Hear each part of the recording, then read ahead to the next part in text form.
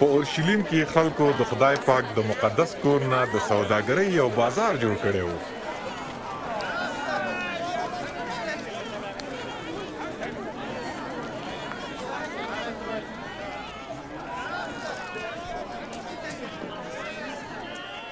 پنځه شپږ اووه اته نهه لس یولس دولس دیارلس څوارلس پنځلس شپاړس اوولس اتلس نولس شل یوویشت دوهویشت درېویشت څلېرویشت پنځهویشت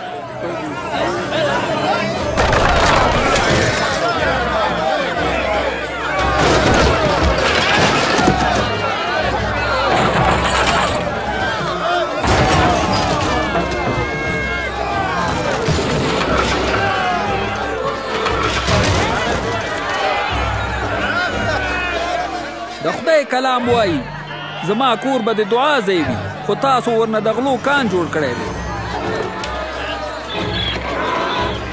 وګورئ هغه څه کوي، ویې دروئ مې پرېږدئ.